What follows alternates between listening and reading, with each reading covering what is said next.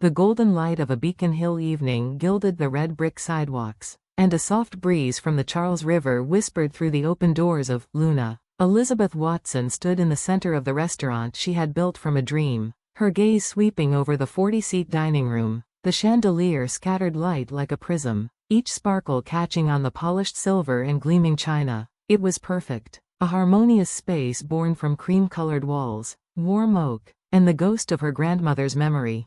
She pulled a worn, leather-bound notebook from her pocket. The ravioli recipe, inscribed in her grandmother Margaret's delicate hand, felt like a sacred text. It was more than a dish. It was the soul of this place, a taste of moonlight and childhood memories kneaded into dough. The journey here had cost her everything, her savings, a bank loan, and the strained silence from her family. The memory of their last dinner, 3 months ago at No. 9 Park, was a cold stone in her stomach. Her sister Caitlin's boasts of real estate commissions, her father's proud nods, and her mother's cutting question, "How long do you plan to continue with that unstable job?" They saw a cook. She saw an artist.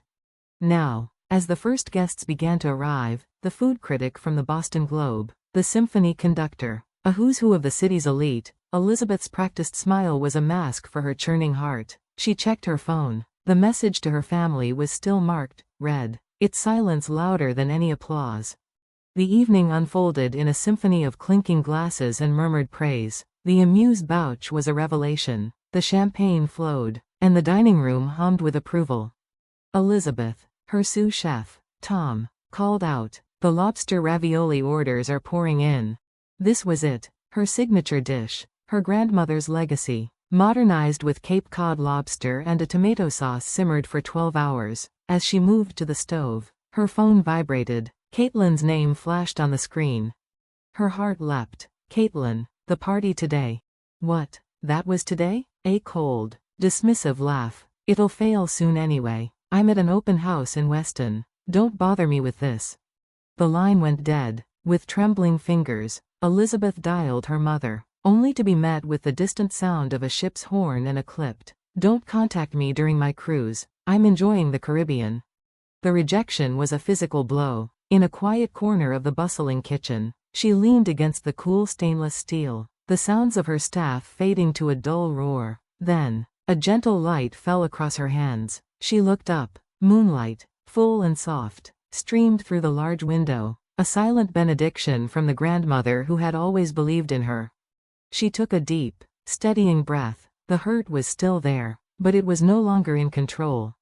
"Everyone," she said, her voice clear and commanding as she returned to her station, "let's begin the main course."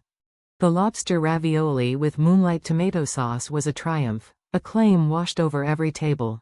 "This is artistry on a plate. A new legend is born in Boston tonight." Michelle Parker, the critic, was scribbling furiously in her notebook. Elizabeth moved through the dining room, her smile now genuine, her posture one of earned pride. They had not come, but in their absence, she had found herself. Long after the last guest had departed, the restaurant was quiet, filled only with the soft clinking of glassware as the staff finished cleaning. The night view of the Charles River painted bands of silver on the water. Elizabeth, her sommelier, James, said softly, approaching with the rest of the team, "We're proud, we're glad to be part of this." Tears, not of sorrow but of profound gratitude, glistened in her eyes. Outside, the pre-dawn breeze gently caressed the letters of the Luna sign. Boston, a city of history and new beginnings, had quietly welcomed a new legend. 2 weeks later, Luna was no longer just a restaurant. It was a phenomenon. The phone rang incessantly. The reservation book filled through the summer. The rave review in the Boston Globe was followed by an unexpected visit from Jonathan Sterling, New York's most powerful food critic. His social media post to 1 million followers, "A new sacred ground of fine dining has been born in Boston," sent shockwaves through the culinary world. Then came the feature in the New York Times, and the Instagram post from celebrity chef Gordon White. Elizabeth Watson is the chef who will represent the next generation.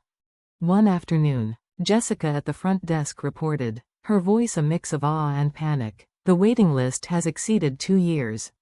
Elizabeth simply nodded, her focus on the sauce before her. She had learned that a dream, once realized with integrity and passion, could build its own family, earn its own respect, and shine with a light far brighter than any reflected approval. The moonlight that had inspired her grandmother's recipe now illuminated her own path, and it was more than enough.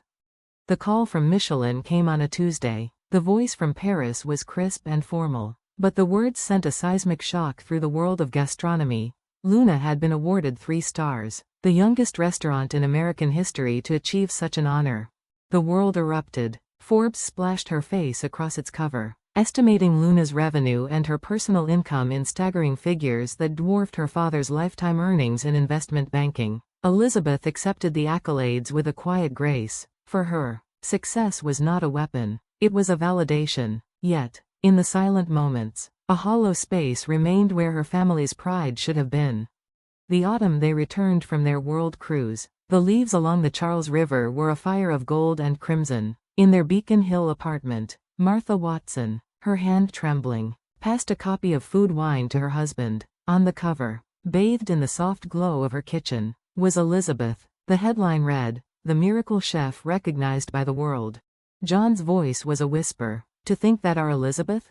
Their reverie was shattered by a frantic call from Caitlin. "My business is collapsing," she cried. The luxury real estate market had developed a perverse new metric: access to Luna. Clients were refusing to sign multi-million-dollar deals with an agent who couldn't secure them a table. Status was no longer just an address, it was a reservation. Caitlin's name, once her greatest asset, was now worthless at Luna's door. "I'm a laughingstock," she wailed. "They say if I can't get my own sister's table, how can I manage their property?"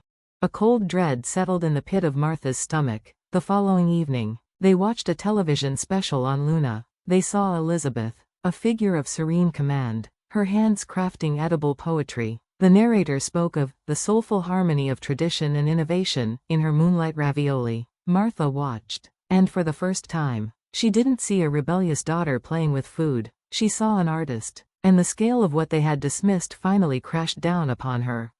The next day, she called Luna, her voice laced with a fragile hope. "This is Chef Watson's mother." The hostess's reply was impeccably polite, yet it felt like a door slamming shut. "We deeply apologize, but the chef's policy of no exceptions is absolute, even for family."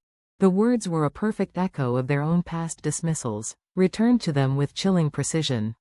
The consequences continued to metastasize. John's investments withered in a bear market, while newspaper headlines gloated about Elizabeth's soaring wealth. Caitlin's company slid into liquidation, a casualty of a social war she never understood. Martha wrote letters, pleading, nostalgic, full of a regret that had come too late. They were met with a silence more profound than any refusal.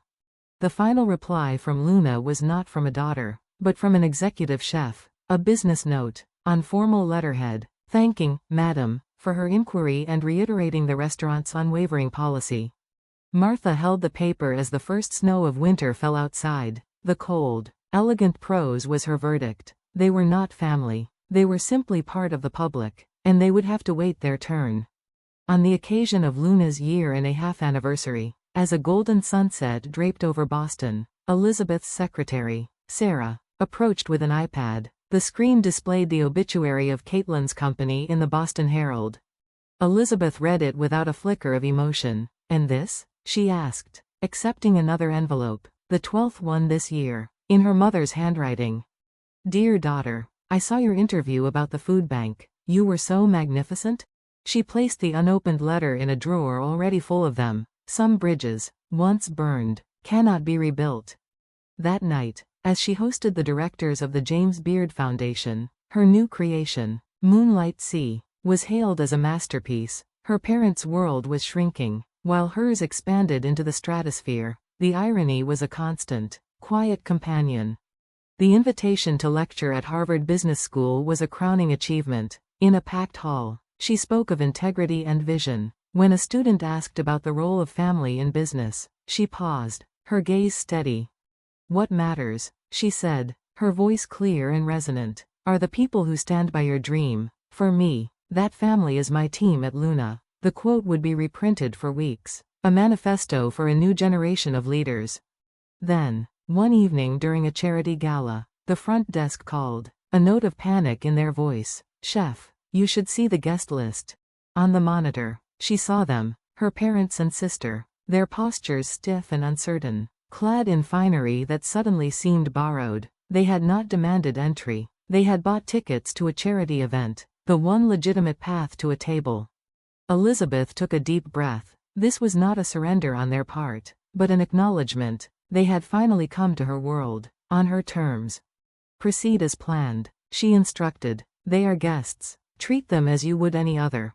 The dinner that night was served without a word of personal acknowledgement. The food was flawless, a silent narrative of everything she had achieved without them. As they left, her mother placed a final, thick envelope at the host stand. Elizabeth saw it, but she already knew its contents. The plea for forgiveness, the weight of their regret. She understood it all, but understanding is not the same as absolution. Later, alone in her office, Elizabeth opened her grandmother's notebook. The gentle moonlight, her constant muse, fell upon the page. There were no more ghosts at her feast, no more hollow spaces in her heart. The past had settled its accounts. Now, there was only the quiet strength of her chosen path, and the bright, limitless dawn of the next creation.